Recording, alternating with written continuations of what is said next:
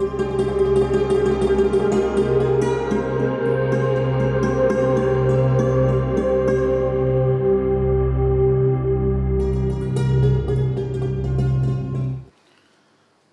আলাইকুম ওয়া রাহমাতুল্লাহি ওয়া বারাকাতুহু। বিসমিল্লাহ আলহামদুলিল্লাহ ওয়াসসালাতু ওয়াসসালামু আলা রাসূলিহিল আমিন ওয়া আলা আলিহি ওয়া আসহাবিহি আজমাইন, আম্মা বাদ। প্রিয় দর্শক শ্রোতা, আপনাদের প্রত্যেককে স্বাগত জানাচ্ছি দেশ টিভির নিয়মিত আয়োজন ইসলামী জীবন ও জিজ্ঞাসার 501তম পর্বে। প্রিয় দর্শক, আজ আমরা আলোচনা করতে চাই সিরাত পাঠের প্রয়োজনীয়তা।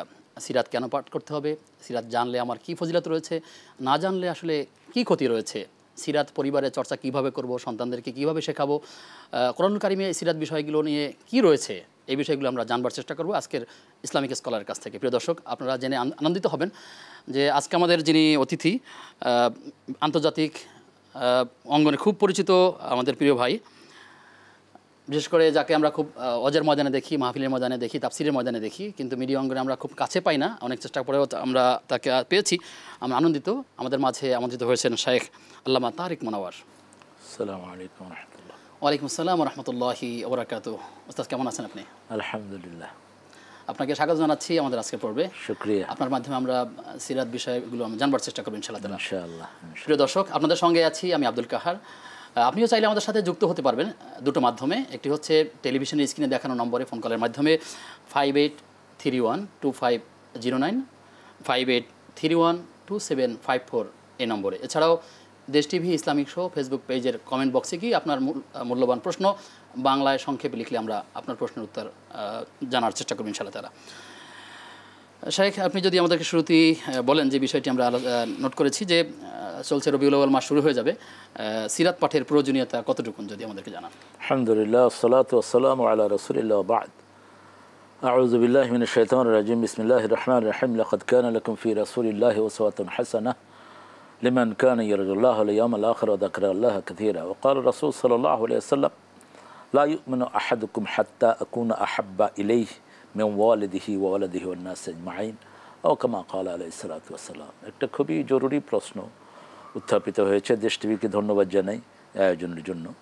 আল্লাহ রাব্বুল আলামিন কোরআনের প্রায় প্রতিটি সূরাতেই রাসূলের জীবনকে নিয়ে কিছু না কিছু আলোকপাত করেছেন।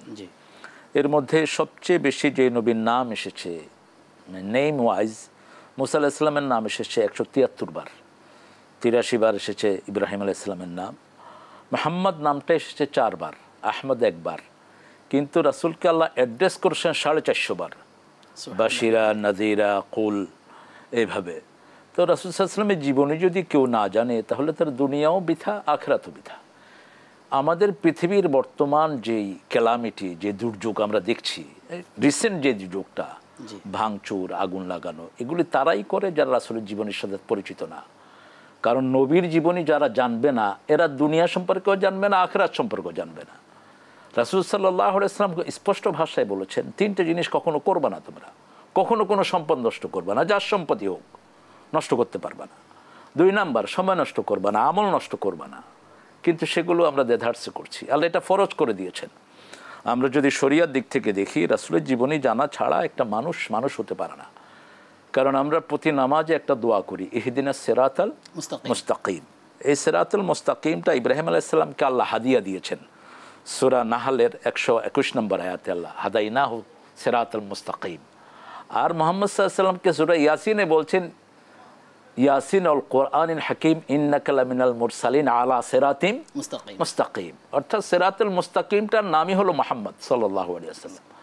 সূরা আহজাবের যে আয়াতটি আমি পড়েছি, লাকাদ কানা লাকুম ফি রাসূলিল্লাহি উসওয়াতুন হাসানাহ, কোরআনে 3 জন নবীকে আল্লাহ উসওয়া হাসানা বানিয়েছেন।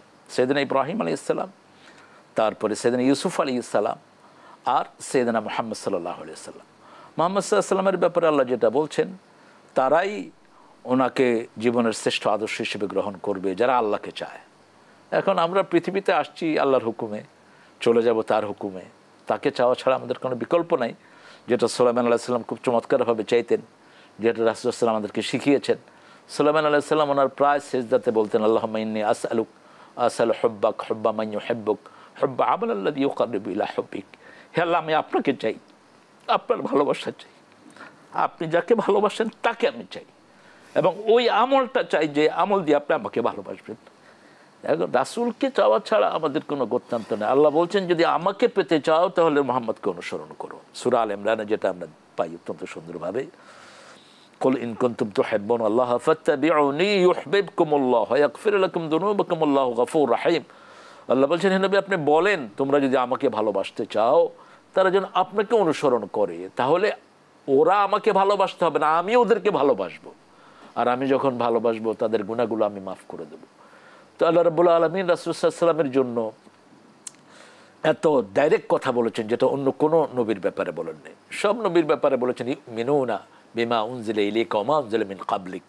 রাসূলের জন্য একটা জমির, সব নবীর জন্য একটা জমির। আপনার উপর যা নাজিল হয়েছে অন্য সব নবীর উপর যা নাজিল হয়েছে তারপর ঈমান আনতে হবে। কিন্তু সূরা মুহাম্মদে আমরা দেখি আমিনু বিমা নুজিলা আলা মুহাম্মদ, তোমরা মুহাম্মদের উপর যা নাজিল করেছি সবটার উপর ঈমান আনো। এরকম নাম ধরে কোন নবীর নাম আল্লাহ রাব্বুল আলামিন কোরআনে উল্লেখ করেননি। এরপরে যতবারই মুহাম্মদ এসেছে আল্লাহ নিজের রিসালাতের সাক্ষী দিয়েছেন, মা মুহাম্মদ ইল্লা রাসূল মা কানা মুহাম্মাদুন আবা আহাদিম মির রিজালিকুম ওয়ালাকিন রাসূলুল্লাহি ওয়া খাতামান নবিয়্যিন।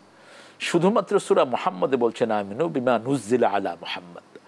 তো আমরা রাসূল সাল্লাল্লাহু আলাইহি ওয়াসাল্লামের জীবনী কোরআনের প্রথম ওহীতে ওনার জীবনী আমরা দেখি যে ওনাকে পড়া, ওনাকে জানার যে তাকিদ আল্লাহ দিয়েছেন।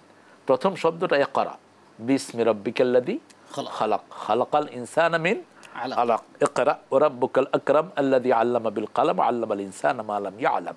তো ইনসানের মধ্যে সর্বশ্রেষ্ঠ ইনসান হলেন মুহাম্মদ সাল্লাল্লাহু আলাইহি ওয়াসাল্লাম।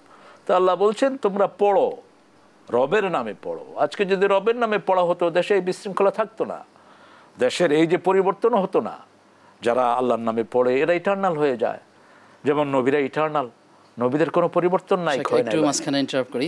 আপনি বলছেন যে আসলে রবের নামে পড়তে হবে। আমাদের যে শিক্ষা ব্যবস্থা সিলেবাস, সেখানে আসলে অনেক জায়গাতেই এমন দেখা যায় যে ইসলামকে যতটা উপেক্ষিত করা হয়েছে, সিলেবাস থেকে বাদ দেওয়ার চেষ্টা করা হয়েছে, রবের নাম, দ্বীনের নাম এবং ইসলামী পরিভাষাগুলো উপেক্ষা করা হয়েছে। আসলে যারা করছেন তাদের ব্যাপারে আসলে আপনি কি বলবেন, কি দাওয়াত দিবেন তাদেরকে? তাদেরকে দাওয়াত দেব তারা যেন এই লাইনে আসে, না আসলে ওরা কাফের। যারা কোরআনকে পড়বে না এরা কাফের, সিম্পল এজ দ্যাট। যারা ওহীকে পড়বে না এরা কাফের, এদের দুনিয়াও শেষ আখিরাতও শেষ। আল্লাহ রাব্বুল আলামিন এদের ব্যাপারে কথা বলেছেন সূরা আল ইমরানের 21 নম্বর আয়াতে বলছেন আল্লাযীনা ইয়াকফুরুনা বিআয়াতিল্লাহি ওয়া ইয়াকতুলুনা আন-নাবিয়্যিনা বিগাইরি হক ওয়া ইয়াকতুলুনা আল্লাযীনা ইয়া'মুরুনা বিল কিসতি মিনান নাস ফাবাশশিরহুম বিআযাবিন আলীম। যারা আল্লাহর আয়াতকে অস্বীকার করেছে, যারা হত্যা করেছে নবীদেরকে, যারা হত্যা করেছে সৎ কাজের আদেশ দানকারী অসৎ কাজের নিষেধ দানকারীদেরকে, তাদেরকে কঠিন আযাবের সুসংবাদ দাও। শুধু এতে বলে আল্লাহ ক্ষান্ত হননি, পুরো আয়াতে বলছেন উলাইকা লাহুম হাবিতাত আমালুহুম ফিদ দুনিয়া ওয়াল আখিরাহ, তাদের দুনিয়া আখিরাতের সমস্ত আমলগুলো আমি বরবাদ করে দেব, নষ্ট করে দেব, ডিস্ট্রয় করে দেব। ফামা লাহুম মিন নাসরিন, they won't get any helper here and hereafter. তারা এখানেও কোনো সাহায্যকারী পাবে না, আখিরাতেও পাবে না। অত্যন্ত কঠিন কথা। এই জন্য কোরআনকে যারা জানবে না, কোরআনই তাদেরকে আসামি করবে। যেটা আমরা সূরা ফুরকানের ভিতরে দেখি, বলবে কোরআন বলবে ইত্তাখাযা হাযাল কুরআন মাহজুরা। এরা সেই কওম যারা আমাকে পরিত্যাগ করেছে, এরা আমাকে পড়ে নেই, এরা আমার কাছে আসে নেই, আমাকে দিয়ে সমাজ গঠন করে নেই। এবং যে ছেলেগুলো এখন বড় হচ্ছে এই ছেলেগুলো এদেরকে পায়ের তলে দিবে। তাও সূরা ফুসসিলাতের ভিতরে এই হামিম সিজদার ভিতরে আল্লাহ রাব্বুল আলামিন বলছেন وقال الذين كفروا ربنا أرنا الذين أضلانا من الجن والإنس نجعلهما تحت أقدامنا ليكونا من الأسفلين। হে আল্লাহ ওদেরকে দেখিয়ে দেন যারা আমাদেরকে গোমরা করেছে, আমাদেরকে কোরআনিক শিক্ষায় শিক্ষিত করে নেই, আমরা তাদেরকে পায়ের তলায় দেব, তারপরে আমরা জাহান্নামে যাব। তো এত ডাইমেনশনে আল্লাহ রাব্বুল আলামিন মানুষকে বোঝানোর চেষ্টা করেছেন। আমরা যদি তারপরেও না বুঝি ফাবে ইয়া হাদিসিন বাদাহু ইয়ামিনুন, এরপরে কোন কথায় তারা ঈমান আনবে? আল্লাহ তাআলার কাছে দোয়া করি যারা শিক্ষা ব্যবস্থা নিয়ে কাজ করছেন আল্লাহ তাআলা তাদেরকে বুদ্ধির উদয় দান করুন এবং কোরআন হাদিসের আলোকে আমাদের জীবন গঠন করার তৌফিক দান করুন। শেখ, আপনি যদি আমাকে বলেন যে আসলে আপনি বলছিলেন সিরাতের বিষয়গুলো, আসলে রসুলের জীবনে অসংখ্য মজেজা আছে, আমরা বলতে আবেগপ্রবণ হয়ে গেছিলেন, আমি খুব খেয়াল করছিলাম। তো যদি আপনি আমার বলেন যে সিরাতের জ্ঞানে মুসলমানদের অবস্থানটা কোথায়, আমরা কেন জানতে পারছি না? আসলে মুসলমানরা নামাজ পড়ি, দ্বীন শিখি, কিন্তু সিরাত শিখি না। প্রথম হলো শিক্ষা। এজন্য ইমাম বুখারী রাহিমাহুল্লাহ, আল্লাহ তার কবরটাকে জান্নাতুল ফিরদাউস বানিয়ে দিক, আমিন, তিনি একটা অধ্যায় আনলেন আল ইলমু কাবলাল আমল। আল ইলমু কাবলাল আমল, আমলের আগে ইলম। আমি না জানা থাকলে, যেমন আজকে আমি যদি দেশ টিভির এই জায়গাটা না চিনতাম, আমি অন্যদিকে চলে যেতাম। আগে আমাকে জ্ঞান নিতে হয়েছে এটা মৌচাকে আছে, এই বিল্ডিং এর ফরচুনের পাশে আসে, জ্ঞানটা ফার্স্ট, ইসলামকে প্রেজেন্ট করে। হ্যাঁ, এবং সেই জন্য কোরআনের জ্ঞানটা ফার্স্ট, এটা ফর্স প্রত্যেকটি নরনারীর জন্যই, প্রত্যেকটি হিউম্যানের জন্যই, সব ধর্মের সব রেসের মানুষের জন্য জ্ঞানটা ফর্স। এবং জ্ঞানের ভিতরে দুইটা আলমান, একটা হলো কোরআন আর একটা হলো হাদিস, দুইটাই ওহি, একটা ওহিয়ে মাতলু আর একটা গায়রে মাতলু। একটা সম্পূর্ণটা আল্লাহর পক্ষ থেকে, চেঞ্জ করার কোনো ক্ষমতা আমাদের নাই। আর একটা ভাবটা আল্লাহ দিয়েছেন, কিন্তু শব্দ চয়নগুলো আমাদের মধ্য থেকে হয়েছে। এখন এটা না জানার কারণে আজকে যে টিচারদেরকে ছাত্ররা গায়ে হাত দিয়ে স্কুল থেকে বের করে দিচ্ছে। জীবনে হতো না, জীবনে হতো না। ওই ছেলের কাছে যদি সামান্য ওহির জ্ঞান থাকতো, আমরা যদি ফোরকানিয়ার দিকে তাকাই, ফোরকানিয়ার ছাত্র ডিসি হয়, ফোরকানিয়ার হুজুরের স্যান্ডেল নিয়ে দাঁড়িয়ে থাকে। এটা কোরআনের শিক্ষার কারণে এবং ওহির শিক্ষা, রাসূলের সিরাত জানার আদব সেখানে রয়েছে। হ্যাঁ, আদব সেখানে রয়েছে।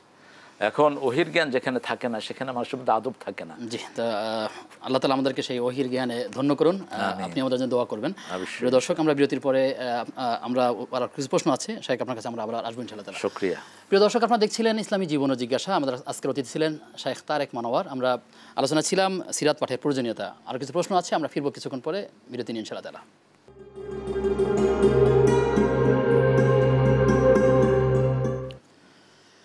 বিরতির পরে সবাইকে আবারও স্বাগত জানাচ্ছি দেশ টিভির নিয়মিত আয়োজন ইসলামী জীবন ও জিজ্ঞাসার আজকের পর্বে। আপনাদের সঙ্গে আছি আমি আব্দুল কাহার। প্রিয় দর্শক, আমরা আলোচনা করছিলাম সিরাত পাঠের প্রয়োজনীয়তা। আমাদের আজকের অতিথি আন্তর্জাতিক দায়ী, বিশিষ্ট আলিমুদ্দিন আল্লামা শাইখ তারেক মনোয়ার। শাইখ, আপনার কাছ থেকে আমরা জানতে চাই যে যারা ইসলামের পক্ষে অবস্থান করে, বিশেষ করে অন্যায়ের পথে চলে, ন্যায়সঙ্গত কাজ করতে যারা বাধা দেয়, এরকম যুগ যুগ ধরে যারা করে যাচ্ছে, তাদেরকে ক্ষমা করার দৃষ্টান্ত সিরাতে কি আছে? আর এই ক্ষমা করাটা কোন ধরনের কাজ এবং এটা কোন স্তর থেকে মূল্যায়ন করবেন আপনি? আলহামদুলিল্লাহ, ক্ষমা আসলে একটা মহৎ গুণ। সৈয়দনা ইউসুফ আলাইহিস সালামের 11 ভাই যখন ওনাকে কূপে ফেলে দিল, এরপরে মিলনটা যেটা হলো আমরা দেখি সূরা ইউসুফে পুরো বর্ণনায় এসেছে, লা তাসরিবা আলাইকুমুল ইয়াউম, আজকের দিনে আমার তোমাদের জন্য কোনো ক্ষোভ নেই। এটা পারসন টু পারসন, যার সাথে হয়েছে তিনি করবেন।